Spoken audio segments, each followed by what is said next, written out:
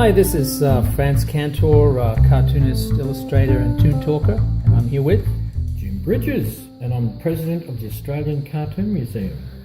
So, hey, what do we got today? I'm here with Boo Boo. No, I'm not. Don't call me Boo Boo. We've got the. This is from the archives of the Australian Cartoon Museum books, and today we're looking at the Hanna Barbera Treasury. The Hanna Barbera Treasury. So from Boo Boo to Bam Bam, the ultimate cartoon scrapbook. Now, why is this a scrapbook? Let's find out. Can I play with that? Just look at that. So beautiful end papers. Look at this. There's Johnny Quest. There's Rough and Ready. Tom and Jerry. Who's Jerry? Didn't know. Jetsons? Sorry, that's Tom. I didn't know Tom had a girlfriend. Oh, yeah. So this is a beautiful she didn't last end long. paper. His true love was the mouse. Yeah. What's it look like without that? Which was obviously pinched nice. from the relationship of Tom and Jerry is obviously pinched from Mickey Mouse? Crazy Cat. Crazy Cat. Oh, yeah. Oh, okay. Yeah. They put it back on a proper sort of. This is That's nice. With the second drawings end on top paper. of each other. Yeah. This is very well done. Third end paper. Whoa, big one. Wow. The universe. Bill Hanna and Joe Barbera. Gee. Are they behind the gang. Are they behind their The wheel of a painted. They're actually Wiggles, the Wiggles, the original Wiggles. Yeah, it looks like that, doesn't it? They're sort of stripped into the It's all the yellow. into the painting. This signed Bill Hanna Jellystone. and Joe Barbera. So Yeah. I'd say this would be a limited edition cell Yeah. that this from. So let's see, Hong Kong Phooey. There's lots and lots of stuff in there. Jellystone Park, Bedrock. Why is it up on a hill? Simpsons. Sorry, they're Jetsons. Jetsons. Sorry. The Simpsons. Oh, shouldn't use words like that while we're going down memory lane here. This is nice. I like all this stuff. So it's a scrapbook because I don't know if you if you've seen the Batman animated book that we reviewed before. It's got a lot of the toys, so you can see a lot of toys. That's why this is a scrapbook. So it's all about the culture, the Hanna Barbera culture. Okay, and it's got a lot of interesting little pockets and things like that. So if we have a look at this one here, these are blank backed, these little Huckleberry Hound postcards. Now these are probably used in various products. They look like they're done in the 50s, don't they? Well, early 60s, yeah. Hanna-Barbera Productions. Hanna-Barbera was a fantastic studio, wonderful place to work. They seemed to take over television for 25, 30 years. They did an awful lot of animated commercials Disney as well. seemed to stop, and then it was all Hanna-Barbera. Yeah. So this is some of the things that you've seen, or you've probably seen on eBay.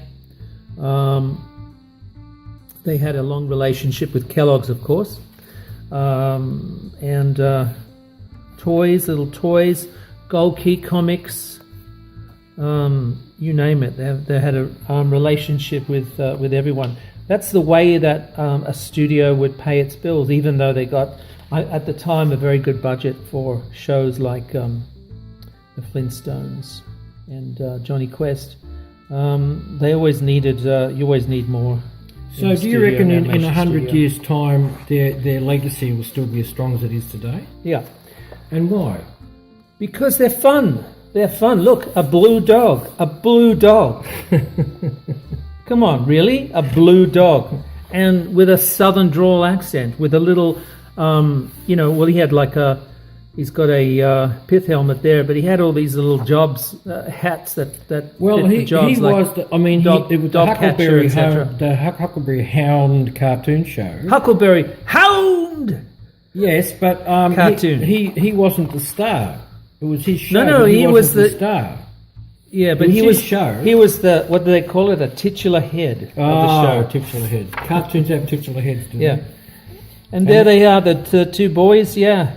Bill and Bill and Joe. So that's Bill Hanna, and That's Joe. that's Joe. Yeah. Okay. Joe what? Which one's which? Joe Barbera. Okay. It sounds Italiano to me. Yeah. Yeah. Actually, you know what? I don't know which one's which. I've forgotten. It's been so long. Aha. What, since you last met them? You know, I never met them. They had a studio in Sydney, didn't they? Yeah. Yeah. Before my time. There they are, meeting the stars. Yeah. So this was a wonderful show growing up in the 60s and 70s. You see all of these characters, beautiful characters, and that. They even had a theme park in Sydney. Did they? Yeah. What happened to it? It went the way of all what theme was it parks. called? Hanna Barbera Land or something? Adventureland, I think. Oh, okay. So there's another one of all the characters? Yeah. So these are like posters that advertise the show. Just one of the different merchandising things that they put together. So yeah, it's wonderful. Here we are. There's Joe Barbera, and there's Bill Hanna. Okay. So I was wrong. Joe Barbera had the dark hair. Bill Hanna looked like a... And Scooby-Doo continues on, which is what that says, even today. It's a pity because they start off with Tom and Jerry, which is, to me is one of the great comic animated series ever done. Yeah, so this is a basic introduction to how it fits, how it worked, right? When they got their own studio. Exactly, yeah. But how the whole studio system worked, or how they worked outside of Warner Brothers. Because this originally, Tom and Jerry was a Warner Brothers I thought cartoon. it was MGM. Oh, was it? Ah, it was too.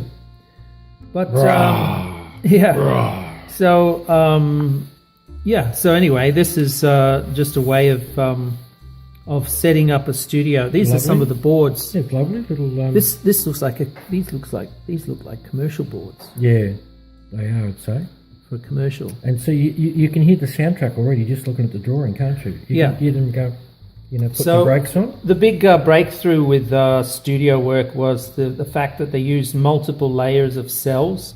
So the body would remain the same, and they just changed the phonemes or the mouth shapes to show a character speaking. Mel Blanc.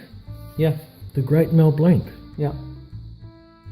What would animation be without Mel Blanc? Well, what would animation be without any of the voice actors? Yeah, but Mel Blanc's got to be the best. Yeah, there's, I believe that's the voice of Fred Flintstone. But, And because he did Barney. Barney, yeah. Hey, Fred. Oh, actually, there's the line up there. That's all right. So one of these lovely ladies would be Betty, and one of these lovely ladies would be Wilma.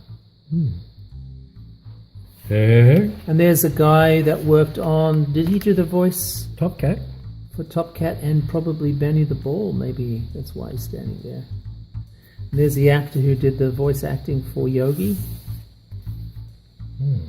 Some great stars there. Fantastic. Let's get into it. Yeah. What do we got?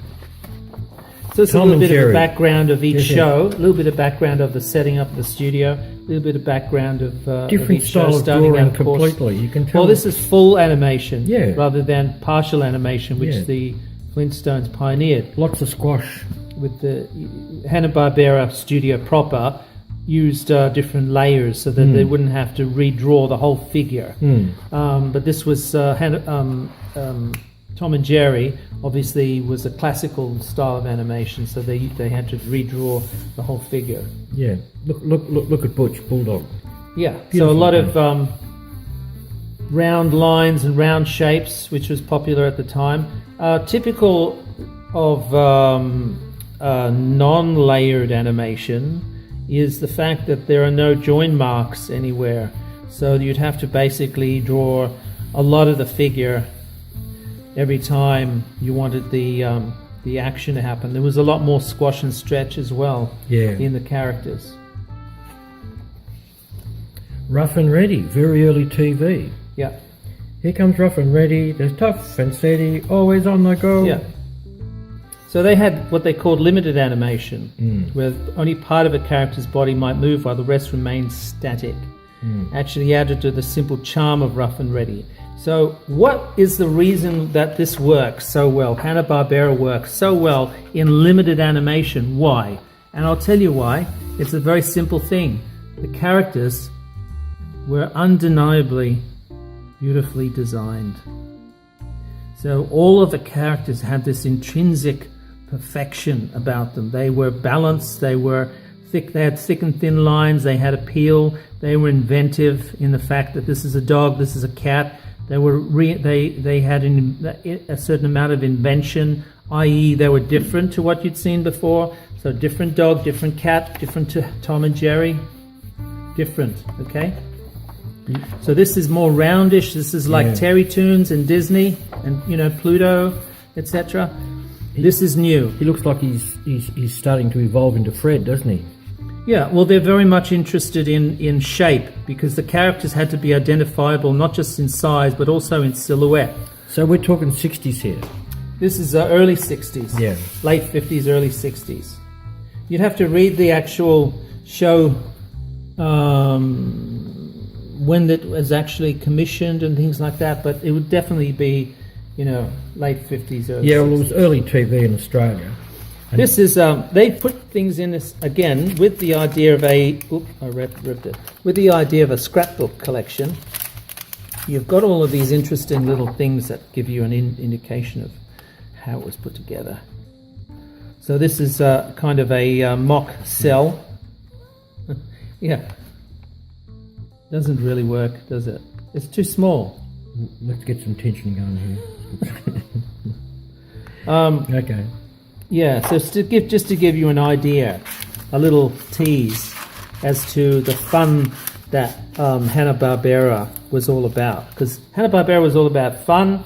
Everything they did was about fun. The characters were about fun, and the designs were so beautifully done. That's not a real cell, it's a mock cell, isn't it? It's a mock cell. Yeah. So there's some of the comic mock books. Cell, it sounds like a drug. Comics, when I was growing up in the 60s, you'd watch the cartoon Saturday morning, you'd read the comic about the characters, and you'd buy the cereal, the Kellogg cereal, that the characters are featured on the back of, or as a toy inside the cereal box itself. So it had this triple bang effect of it's called merchandising. Branding. Yes, but merchandising is more about creating a club mentality or like a collector. Here's your blue dog. Yeah, a collecting mania in a way. Yeah, because you become invested in the characters. You're invested in the characters, invested in the artwork, invested in the stories, in the songs, and in the music, and everything to do with the show. That's a record. There was some. Yeah, they had records as well. Some of them even trickled out to Australia. But this is the whole idea of cartoons. Cartoon characters, I always teach my students that if you draw a cartoon character, it implies a story. It implies a story. It implies humour. It implies all sorts of things from your childhood. Well, not just from your childhood. Any character that you design implies a story, a backstory. If they're the good guy, it implies a villain. If they're a good guy, it implies buddies. It implies scenes, scenarios, and what-ifs, and adventures, and things like that. It implies that inside the character. And the thing about this book, and the thing about Hanna-Barbera, is that they understood that thing. They understood the beautiful way a character could hold all this potential of storytelling. Cartoon characters hold the potential of unlimited stories. And this is what's happened with the cartoon shows and then extending out into the merchandise that went with it. So the merchandise both supported the show and the show supported the merchandise, of course. So it was a love-love relationship between the franchisee, or not the franchisee, the license holders, the people that paid good money for the license of Huckleberry Hound, etc., and create these books. So this is a little bit. Oh my darling, oh my darling, oh my darling Clementine, it's lost and Huckleberry gone Hound won the forever. first ever Emmy Award for Outstanding Achievement in the field of children's programming. And her shoes are number 9. And that's the little blue dog, baby. So the whole idea of the power of cartoons, as I keep teaching people, I keep telling about it all the time. You design a cartoon character, it has all of this power-packed potential inside. Some of these are like, they're designed to work independently in their own show, and they're designed to work as an ensemble cast. So as you can see, they all complement each other. They're all different personalities, very easy to tell. They're all different sizes, they're all different types. They refer to real animals. He reminds me of a Hollywood character actor. It's probably based on him. I can't remember his name. Yeah. Mr. Jinx. So, the Hi, Jinx. some of the toys, of course, because of the medium, this is painted vinyl, would be off, what they call off character, off model. Sorry. Off model, yeah. Off model, so that they're a little bit different to the actual cartoons and comics that you'd be seeing. What's this one here? Pixie and Dixie and Doggone I It. think it's a flip book that doesn't work. A lot of flip Kind of books. works. A lot of flip books don't work properly. That's one of my big bugbears. But that's the beauty of a scrapbook. You've got all these little things that's stuck in the pages. And hello. Right, look at this. At one point, merchandise bearing Snap. Yogi Bear's likeness earned the company over $40 million per year. See, that's different to this. Yeah, That's better. that's it. It's One the eye's bigger tie. than the other. It's the tie. Yeah, that one's better. I want that one. And a picnic basket.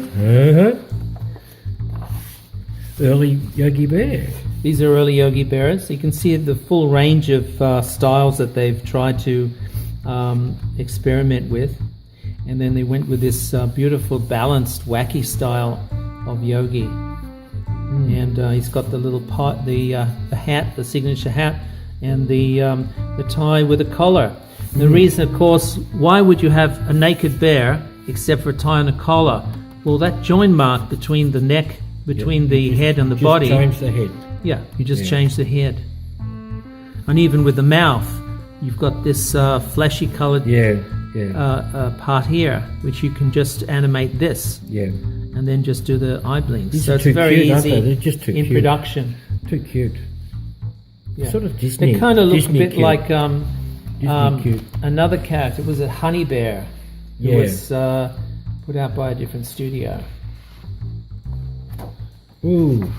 Yeah. Honey Bear was a kind of a... This is a publicity painting A, from Bing the Crosby TV special, voice Jack and the character. Beanstalk.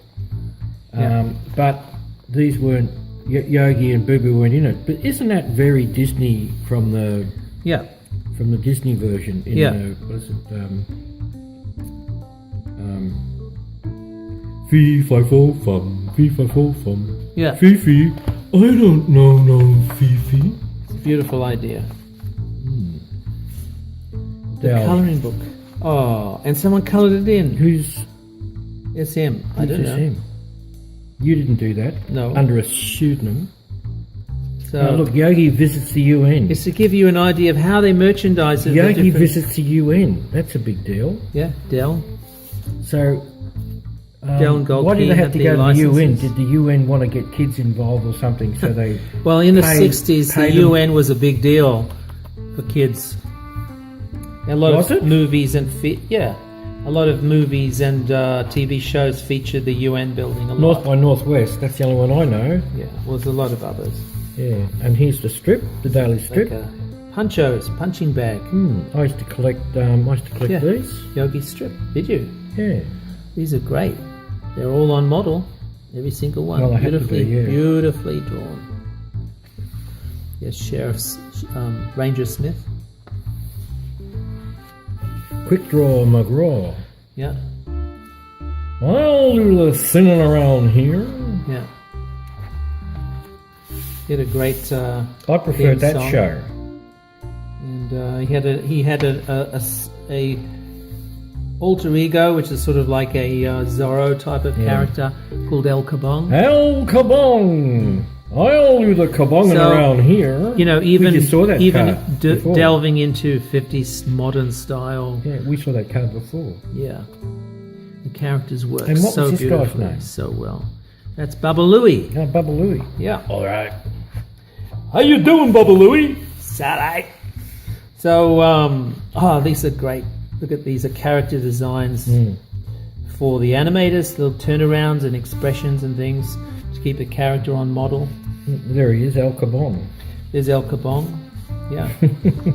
And he used to bong you with his guitar. Yeah. This is Oggy Doggy and Doggy Daddy. Doggy Daddy, of course, had this voice like Jimmy Durante. Jimmy Durante. That's my boy that said that. Exactly. Yeah. So what have we got here? Another little. Like the old cigarette card things. Let's see. Oh, they look like stamps. They've been perforated.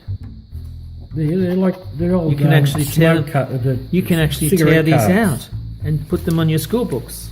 I don't have school books anymore. Really? Yeah, so You went to school, did you? I had.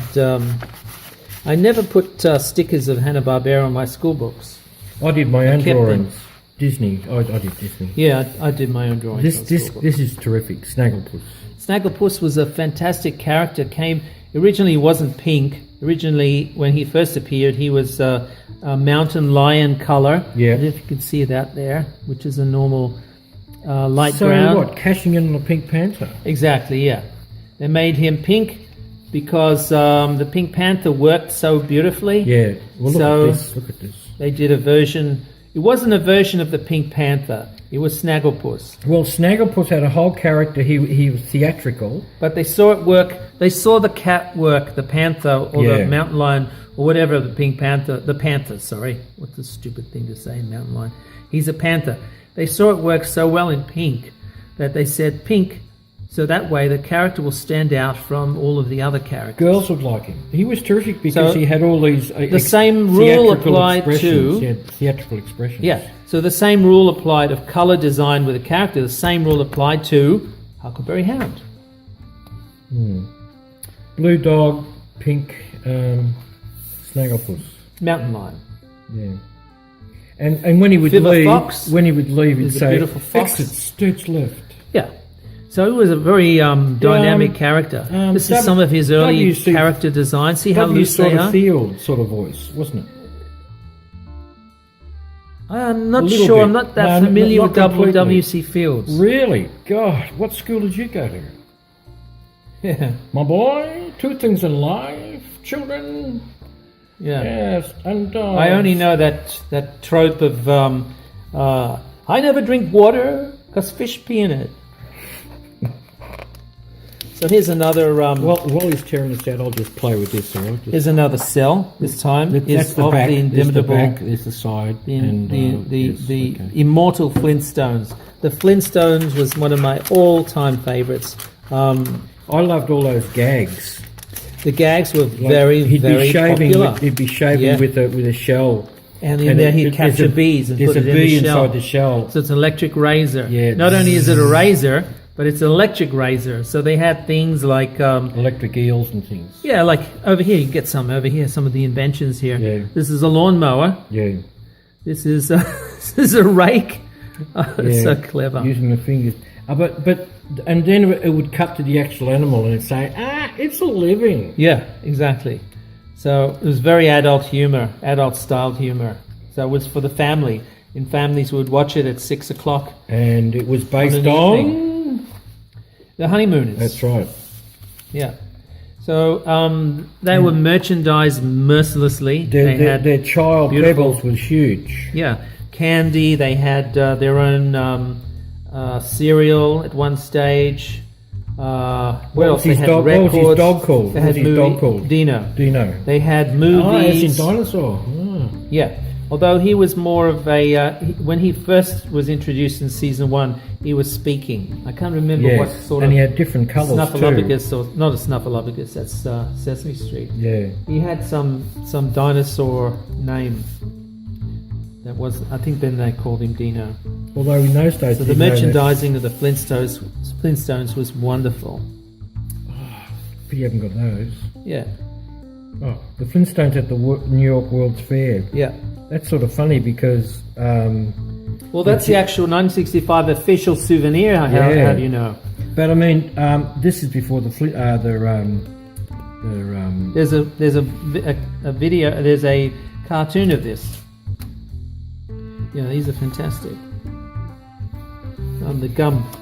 See, some of these things they're supposed to be stuck into the pockets. It's asleep on the back of the Stegosaurus. In the book. It comes loose. Dino is eating the flowers. Baby Puss. I remember Baby Puss. Well, Baby Puss, Isn't that the one I believe, is only in the video. Yeah. In the opening credits. And closing credits. Brontosaurus, that's how old it is because it's now called a Pathosaurus. That's all you kids out I'll there know. always refer to them as Brontosauruses because Brontosaurus is more fun. Well, they change things, you know. Well, yeah, but they shouldn't. Just because they can, you know. And by the way, Pluto, planet. Woof, woof. So here we go with some more of the Flintstones. This is beautiful. Animators draw initially. They make a lot of notes, of course, in red pencil, but they do a lot of drawing in pencil, in red pencil and blue pencil. The idea is that the red is a little bit more forgiving. Obviously, Not country as cousins. severe as a black pencil. Obviously, country cousins of Martin And and it- McCoy's. Yeah, and it's very smooth to draw with. Try it yourself. Yeah, try it yourself. Yeah. Speaking of try it yourself, So here we go. Beautiful stuff. Look at this. Some Flintstone. Oh, some animation timing notes for E sound. E, D. These are different phonemes, which are phonemes are mouth shapes referring to the vowels of speech, and these are the consonants and some other. they're very sketchy for That's all you need. model Clean up. sheets. Well, yeah, but this reproduced here in black and white. But the cleanup crew would trace over these on the animation cells in ink, so they would do a bit of a cleanup job. They weren't using. Very important when you do characters to do the turnaround. You know, Wilma's very seldom you see Wilma from behind, but you still need that. Typically, when I design a character, I design a 3/4 view first, because from the 3/4 view, you can see some of the side and some of the front. So you can, from that, able to extrapolate to a drawing of the front and a drawing of the side. Also, the way the hand is. See how the hand's out and it's on the back of it there and the side of it there. Yeah, you don't typically do like T poses, which are very, very neutral. You use that for like constructing puppets and making 3D characters. You typically draw the character in some sort of a stance, which is a typical sort of look of the person. They sort of that became describes sort of- how their fingers are held. I think they became slimmer from the early days. They seem to be fatter.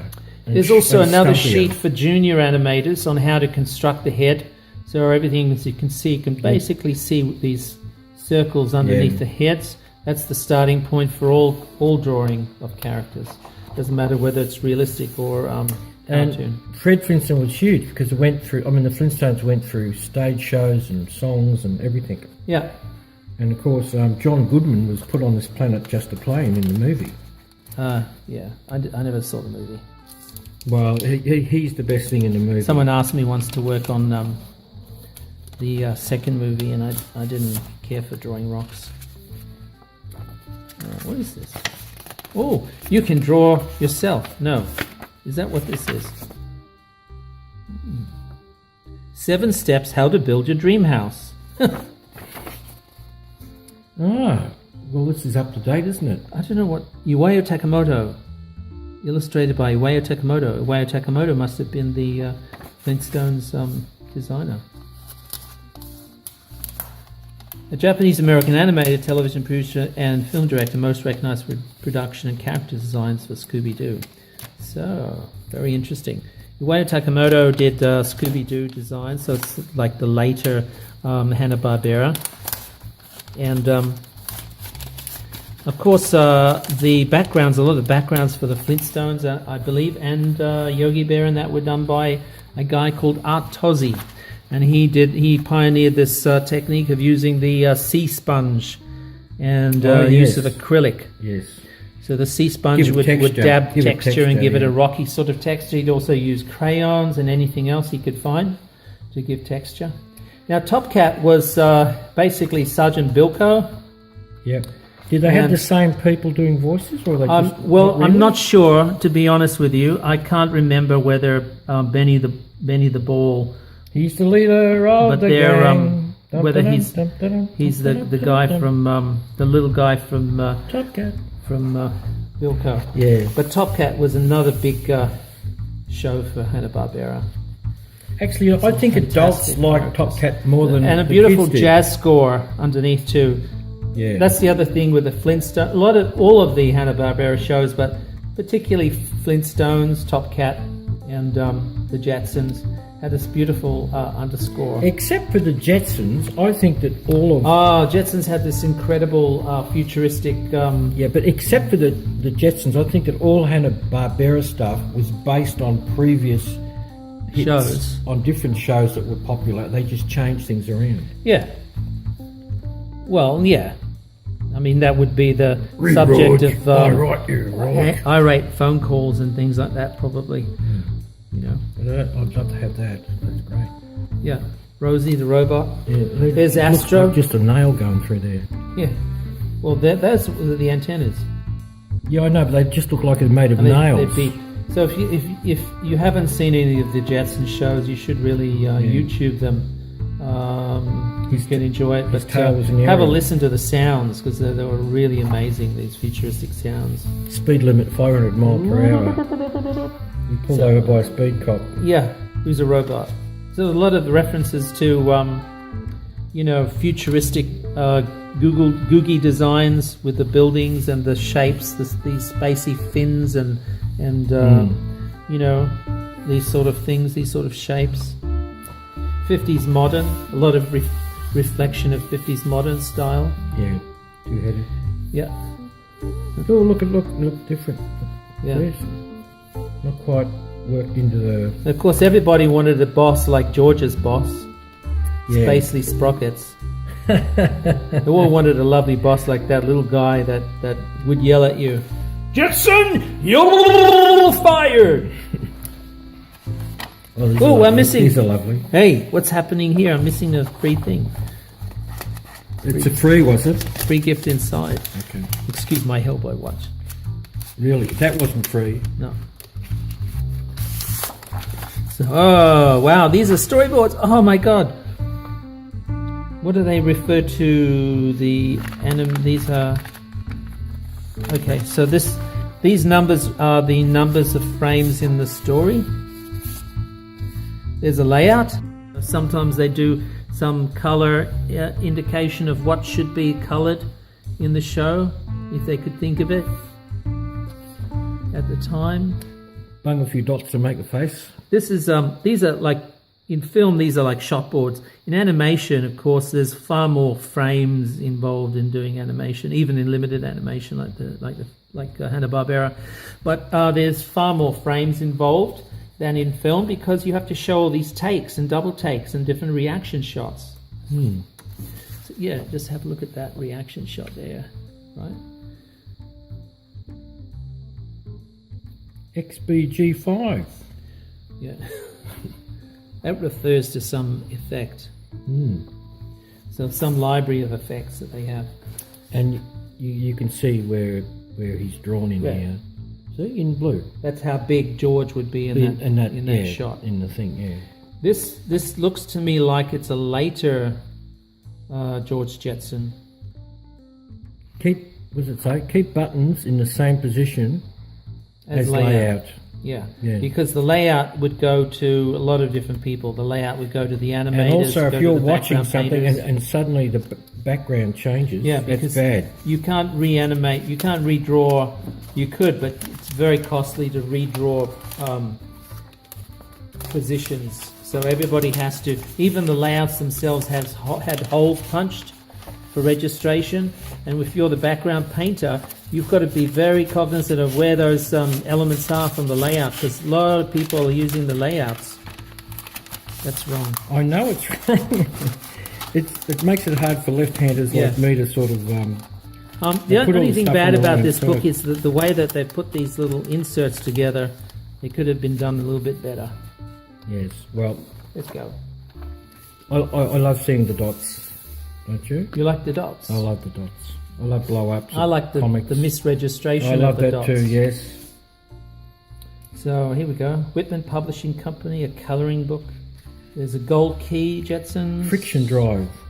But that's Astro. That's a great name for a dog, isn't it? I don't know what these are called. Rebuses or something? Yeah, I think so. Sliding square puzzles. Yeah, there you go. That's the name. That'll do. And what are these? These refer to... So that's the number for that, No, that's the number for the colour. So GRA, BLA, blah. That's the name of that. So it's blue something, clear. So these are clear. So You're not just making this up. You're not just making this up. Number one is white. Okay. So white is 1. White 1. We're back to here, remember? Yeah. There's George again, okay. So R1, RRA, R1. Sydney Opera House. These are different reds. Sydney Opera House, they pinched it. Yeah. Well. Or did we pinch it from them? Well, it was based on the same era, wasn't it? So it's very, very hard not to be influenced by each other. You liked him and I never did. I love Magilla Gorilla. Magilla Gorilla. Well, just a fun character. It's a really fun character. Is it? Let's open this. They're masks. They're very small masks. Ooh, yeah, small masks. Ooh, Yogi. I haven't seen this. Ah, there you go. That's Snagglepuss. Not very good. See the collar? Yeah, it's not very good, but that's the original color of Snagglepuss. So they've actually put these little holes in here. This would be something like the back of a Kellogg's box. You can push the eyes out. But you wouldn't want to push the eyes out, would you? That was distributed in Mexico. Yeah, but you wouldn't want to push the eyes out. Well, you wouldn't be able to see. No, no, it's a mask. Yeah, you're probably better off just poking the blacks out rather than the whole of the whites. Yeah, well, I wouldn't touch them. So it's Yogi, there's Magilla, there's Top Cat, or El Gato. His eyes were a little bit funny in Mexico. In that picture. Yeah. Oh, careful. So, okay. Going there you go. There's some of the merchandise. Some of them are very off character, off model, but still very interesting. So comics. So much of that stuff is I've got this one. The actual size, not the miniature one here. But look at this, it's beautiful. And they often had, this is not the full one, of course. Yeah. In the Magilla Gorilla comic, you have other characters in there too, support cast. So he looks like he's in the Magilla Gorilla. He's the Jetsons boss. Yeah, Mr. Peebles. So there he is. There's a character turnarounds again. You always draw. You probably never use them, but it's always there for you, just in case you need the back of his head. Magilla Gorilla, and this was the support show, which was Mush Mouse and Pumpkin Puss, I believe, which were like a hillbilly show. What was it, Dan? Mush Mouse and Pumpkin Puss, yeah. Peter So there'd be Mush Mouse and Pumpkin Puss story in there too. Peter Potamus, which I actually never saw any of his shows until quite recently. Similarly with Atamant and Squiddly Diddly. Peter Potamus is a great character. So look at these beautiful characters again. Over here, let's have a look at that. Can you see them? So the monkey, hippopotamus. They didn't do a hippopotamus. So the idea is they have this notion of a zoo, really, of characters. There's thousands and thousands of, well, they're not really, but many characters. Hundreds of animals. Hundreds of different characters, hundreds of different animals. So it's kind of like creating a universe, like you'd imagine if you've ever seen the Simpsons character universe poster. Yeah. There's hundreds of characters in there. Here's a beautiful character, Touche Turtle and Dum Dum. Before that, Squiddly Diddly was another character. This is a squid, can see I've like always thought it's a great idea to turn this like an octopus into a character, and it's hardly Yep. ever been done. yeah. Squiddly diddly. I've used a character like a octopus character in a series of ads that I did for I think it was Canon many years ago. But they're fun. And the reason why they're fun is because they're ambidextrous. They can play the Yeah, they piano can- and do all sorts of things. play the guitar at He the can same be time and hold scratching things his and head stand while up. Yeah, they're very, very cool. So Touche Turtle was a sort of like a Don Quixote character, and Dum Dum was the sort of the Sancho puncher- Panza. Sancho Panza, thank you. And here he is in a very Don Quixote, That doesn't look very. like the horse. That doesn't look very Hanna Barbera to me, does it? No. Someone's watched Wizards by Bakshi. Yeah. Bongo, bongo, I want to leave the Congo. This is one of my favorite characters. Lippy the Lion and Hardy Ha Ha. Hardy Ha Ha is a laughing hyena Who never He does- laughs. Exactly. He just, oh me, oh my. Oh, yeah. You know. And Lippy the Lion, of course, is a very happy-go-lucky character. You can see in every of the expressions and the characters' stances and everything that, the character types come through beautifully. That the song went Lippy the There's Lion Dum and Dum. Hardy Ha Ha. Yeah. So these are little versions of Dell Comics and Gold Key Comics of the period. They're beautifully complementary of the comic of the show. Beautifully complementary. Here's some of the earlier designs of looks like Lippy Got a can on his head. the Lion. Yeah, well they're bums. They're Yeah. like hobos. Yeah, he's got a can here. Yeah, well that was the premise. Yeah. So they're bums. So he looks very similar. That's very Pink Pantherish almost. Yeah. And that one looks very Without the mane, anyway. Linus Without the the Lion-Hearted. mane. Yeah. Yeah. So, we're getting into some very interesting territory here with, I hope, no, it's not there. You rotters. You didn't do it. My favorite character. Wally Gator. Wally Gator. Wally Gator lived in the swamp and And he lived in had the cuffs. zoo. He had cuffs. He had cuffs, yeah. I used to look at that all the time and think, why has he got cuffs on? Well, he had cuffs because... He had a shirt collar. Exactly. They complemented the shirt collar. Yeah.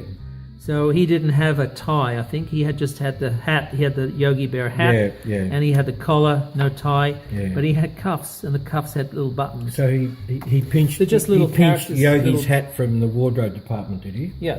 But again, adding to the zoo. We haven't done. What haven't we done? We haven't done a crocodile. Oh, an alligator. Let's do an alligator. What are we going to call him? Wally Gator. And then they come up with this little jingle. Wally Gator, he's a, something alligator in the swamp. So it's a very fun thing. So this is what happens when you have a character. The character even comes up with their own bloody song. They have their own details, their own stories. Every single story is written. It comes with love because it's invested in the character and it comes out of the character because the drawings show so much. These designs are magnificent. Now, Johnny Quest was a groundbreaker as far as cartoons were. It was Because? enormously expensive. Okay. And it was So it's they the used first realistic time they characters did realistic and more characters, yeah. adult stories. And this is like a kid. There's beautiful designs here by Alex Toth and another guy that was before Doug Wildey. So these are Doug Wildey stuff. We'll see some of Alex Toth stuff later on. And they were magnificent. And again, referring to... It looks like they're plugging into Terry and the Pirates. it's based on Terry and the Pirates. Oh, okay, because this stuff's Terry and the... Okay, all right. Yeah. So that was an enormous that was a watershed moment for Hanna-Barbera. And then after that, of course, they decided we're going to go into superheroes. And the first cab off the rank were Space Ghost and Birdman. For the first 8 years of its existence, the Hanna-Barbera studio had remarkable Funny success animals. with funny animal stars and sitcoms. By 65, audience demands were changing, especially among the younger crowd, boosted by the live-action Batman series that began airing in 66. Superheroes were becoming the order of the day. Yeah, so they had other characters like Secret Squirrel, which referred to James Bond type characters. They also have Frankenstein Jr. and the Impossibles, which and Adamant and things of again, the cast of characters were very, very varied, very varied. And they went into more realistic stuff like Space Ghost, Dino Boy. So when you watch half-hour show of Space Ghost, you get the other shows along with it, which that's a jigsaw puzzle, which were backup. So you get like 2 Space Ghost stories and 1 story of something else. Okay. So that gave you a perfect indication of he looks like he's the depth of a leftover from the 50s. The stories, and sometimes the characters would cross over. So you'd see, who was it? Space Ghost in another story. It could have even been Moby Dick. Would they change, like would they redo animation from different things? They'd use the same animation sections? No, some studios did. No, some studios did that. Yeah. Disney famously did that. Yeah. But some studios did that. I think the guys that did, who was it that did Rocket Robin Hood and Spider-Man and the Lone Ranger? They had, I think, the same backgrounds and story arcs and things.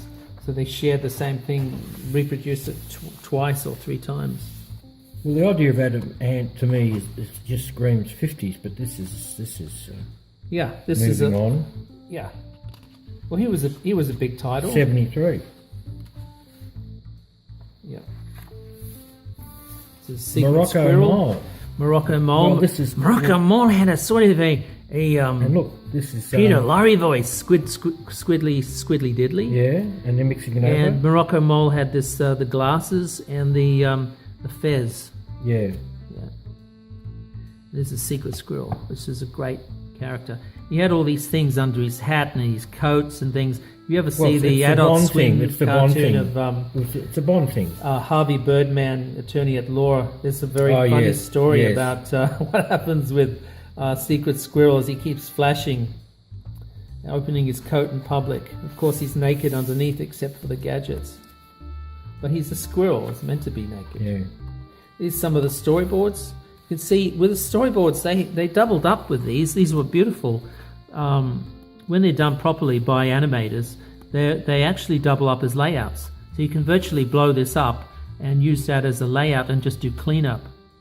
And save time. Yeah. Anything to save time. If you do it right first time, you don't have to redo it. You don't have to change it as it goes. You do it right the first time, it's an asset to the production. What have we got here? These are these are storyboards. These are beautiful storyboards for Frankenstein Jr. It's not from an ad, is it? Go to the back. Laboratory. No, it's not an ad. No, you can have 65. I don't think it's an ad. No. Looks like an ad, doesn't it? That guy doesn't really fit. He doesn't really fit. What's he saying? Okay. Well, he made him. Yeah. I don't know. They did so many ads. There's an Alex Toth drawing. Yeah, you can tell straight Harvey away. Birdman was designed by Alex Toth. And this guy is very funny, of course, in Harvey Birdman, attorney at law. There's Avenger. Again, very funny. There's Bird Boy. Again, very funny. Where is he? Where's Bird Boy? This is before. That's the other story that goes with Birdman. But that's before. Is that before? Is that before the Vulcans? No, they would have two. They would have two Harvey Birdman stories and one in between, which was another story, which I can't remember the name of these guys. The super.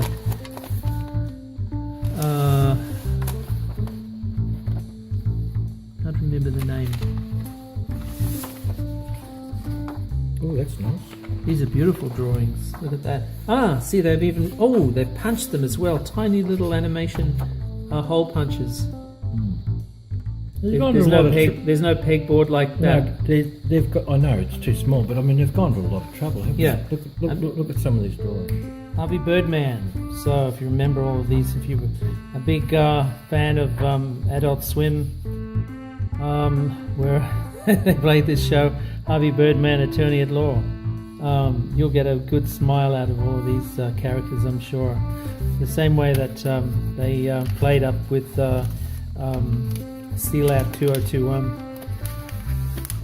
And So Space Coast. So they had Coast to to buy Coast. the rights. They had to buy the rights to do it. Yeah. It was made by the original people. No, it wasn't made by the original people. Okay. They bought the rights. Yeah. But it was a beautiful homage to it in a certain way. It's actually Venture Brothers is a send-up of Johnny Quest. More Space Ghost goodies. Look at that. It's Blip, Jan, and Jace. This Space Ghost. It's an iconic character for some reason. It's Well, he's masked and exactly, yeah. unknown. Well, Alex And Toth he's designed dead. a few of these, didn't And he? he's dead. Zorro and the cat and a whole bunch of these characters that with these masks. There's Jan and Jace. What was the monkey called? Blip. Oh, of course. This is nice. You can have fun with this, can't you? Yeah. It's see-through. You can always see through he's at the ghost part. Yeah, yeah. Well, he goes transparent anyway. Same with the ship, same with the kids, same with the monkey. So they have different adventures. But these are some of the other lineups at the same time. They had Mytor, they had Samson, of course. I never could understand Samson when he changed into when the teenager changed.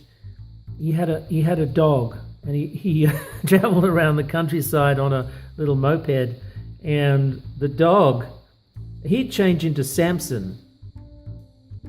You know, when he had his ring or something, he did the Hercules sort of thing. You know, same with Mytor. He'd have this club, and he'd be a teenage caveman, and when he raised the club, he'd change into Mytor. Alex Raymond. Yeah, but I could never understand the fact that in Samson the little dog changed into a lion. Because how does that work? You change species? Because even Mytor had this Tog. Boy, Little there's no flying boundaries dinosaur. to imagination. You should know that of all people. Well, Tog was a flying dinosaur friend of the teenage version of Mytor, and when he changed into Mytor, Tog would change into a huge version of himself, except that he breathed fire. Moby Dick looks pretty pathetic. Yeah, Moby Dick. That was actually a fun show. I quite liked that. Okay. Except the fat kid with freckles was called Tub. Really? Oh. Yeah. Oh, that's okay. So they didn't want fat kids watching the show. Perhaps, I don't know. They just sort of instantly made him a caricature. Wacky Races. This was a huge thing. Well, this is based them. on the Great Race, surely. Based on a lot The Great of that. Race. Yeah, the Great Race with Look, Natalie Wood there's and dastardly he's the bad guy. the bad guy. Yeah. Yeah, it's kind of like a 1900s or 1917 or something silent. Yeah. Well, they didn't have in 1917 because And it's if the silent. mortgage isn't paid by sundown, come on, the trend. You know, it's funny growing up with these voices. I can hear an actor's voice from an old movie and say, Yeah, well, they were "That's all- that guy that did Yeah. Dick Dastardly." But they probably pinched from radio. A lot of them was pinched from radio. Or, they were radio people. Yeah. So the idea of Wacky Race is a race, and it was a slightly different layout, I guess, or show than all of the other shows. They would always be featuring mid-race, like the beginning of the race to the end of the race. Yeah, he's a gangster character. Yeah, from the Anthill Mob. I think he's kind of like a Edward G. Robertson. Yeah. And he's like from that. There's Muttley. Yeah. Rassa, rassa, rassa, rassa. Yeah. Of course, Dick Dastardly and Muttley were in Dick Dastardly and their fantastic flying machines, He used which to laugh all the time. How did he laugh? That's it. Yeah. And and this was the bear from the hillbilly thing. He'd be. This weird character. Always scared. Yeah. Okay, so we'll leave behind this, but basically, this is kind of like the Fantastic Men and their flying machines and the Great Race and all of this. Each one of the Wacky Races could have held down a TV show on their own, but only two of them, which is these two, got their own chance the following season. With going back in time to the war, where they're, I think, they're the enemy. They're the Germans in the First World War, trying to shoot down the pigeon. Actually, that's the show. Oh, that's Get right. the That's pigeon. the whole show. Yeah. I can't remember that at all, actually. Now, who came first, Scooby-Doo or Frank Sinatra? Scooby-Dooby-Doo is a sort of a jazz slang Scooby term. has a penchant for Scooby Snacks, a special dog treat that was named after him. Yeah. The same way that Duff Beer came out with a boutique beer called Duff. But in homage to The Simpsons. Sinatra did Strangers in the Night in the 60s. This came out... 69. Yeah. 68 or 69. It started to wear there, look. A pre-loved dog. But they did everything. They did, Hanna Barbera merchandise was huge. In many ways bigger than Disney. Disney only had a few things. Yeah. But they could really take... a leaf out of Hanna Barbera's book because it basically paid for the production. But I thought that Scooby-Doo was the worst thing they ever did, and it's the longest running thing. It's one of the longest running things because it was versatile. They had a lot of famous people. Well, like the Addams Family, Jonathan Winters. Yeah, but it was also John Knox, Phyllis Diller, Sandy Duncan. The show Duncan. is a mystery show. It's like the Bobbsey twins and stuff. There's a mystery at each show. There's a tradition in American literature, kids' literature, of kids solving problems, going to haunted houses and all that sort of stuff. Yeah, Nancy Drew. Yeah. Famous Kid Five. detectives. Nancy Drew. Well, the famous This Five is a teenage is version of that. Britain. But this is more updated. This is the what did they call the van? It was the Spookmobile or something. There's no pictures of it here. This thing here. The Mystery Machine. They solve mysteries. So basically, the Mystery Machine. Can you get that? So it's kind of like they would solve mysteries. So a lot of ghosts and things like that. So they debunk them. Yeah. Yeah. It'd take them half an hour to do it, but Yeah. I worked it out earlier than that. Yeah. So this is Shaggy. These are the characters: Velma, Scooby, Shaggy, Daphne, and Fred. Again, all the characters are different sizes. You can tell who they are from their silhouette. So that's the idea of creating a character. You create a signature character. So the character can be told. You can tell the character. You can see who the character is from a distance or in the dark. Looks like it's hand painted on the tin, doesn't it? Yeah. That's good to know. How he's holding the weight. Yeah. And it has on his back there. So this was a big mixture of full animation and partial animation. Close-ups, they get a chance to do partial animation. They also did a lot of recycling too. This was one of the first times they did recycling with the... they had the music. They had music breaks in between, in the first season anyway. They had music breaks where, not breaks, but in between, it's part of the story where the ghost is chasing them, and that would be a common occurrence, so they have a song play. So it's very reminiscent of another cartoon at the time, which was the Archies. Oh, yeah. Well, even visually. Yeah, and the Groovy Ghoulies. Yeah. So music played a big part in it.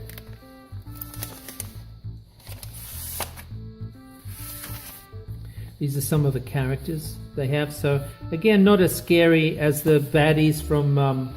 the wax stand from Johnny Quest. You know, if you see the Johnny Quest mummy, it's really scary. These are pretty basic, aren't they? Yeah, so they're more friendlier. They're more basic. Yeah. Hang a bit close up here, look. So those two characters would play up and get into a lot of trouble, hijinks. Yeah. He looks straight out of Animal Farm. The caretaker. He looks like Hank the caretaker disguised as Miner 49er. Yeah. So of course that character I think appeared in the movie. He's a giant. Yeah, with Sarah Michelle Gellar. So the Minor 49er was the name of the villain. But there you have, and his daughter Clementine. Yeah, but that's a what do they call it? A that blows the plot. Yeah, that blows the plot. That's a spoiler. Oh, well, have a look at these while I stick it back in there. Yeah, so Ghost Diver. That's one episode here. How many episodes have they made? I mean, so Dr. Najee disguised as the Mummy. Green Ghost. Years and years and years. Phantom Shadow. Wax Phantom. It's all sort of melty. Robot. It's pretty basic, isn't it? Yep. Some of the other Look at this. drawings. Yeah. They get into situations where they inadvertently solve the puzzle. There's some of the other stuff. We're getting towards the end. Well, this by all means is not all of their work. It's only some of their work. Yeah, they did all these Some ads. of them are missing. They did all these ads. Yeah. So some particular mentions, honourable mentions, would be Penelope Pitstop, which is one show on her own, and The Perils of Penelope Pitstop with this, the evildoer was her uncle or something, and he was played by Paul Lind. Oh yeah. What's this? Probably something from a Johnny Quest show. Oh, okay. So Wally Gator we haven't seen enough of. I don't know who that's from. That's the Gruesome Twosome from the Wacky Races. Don't know what that's from. Elroy, of course. Now, of course, another favourite cartoon of mine was Abbott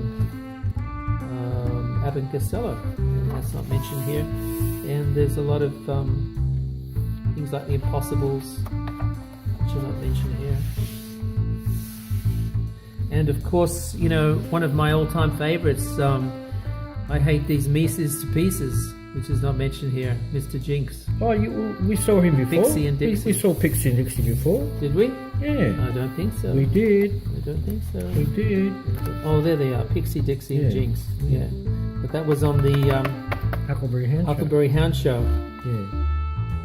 Oh, there we go. Yeah, I'm right. I stand corrected. I don't know why I didn't feature them more. So, Yogi Bear, you know, check these out on YouTube, and they have some beautiful DVDs available of these collections of a lot of these shows, which are well worth buying.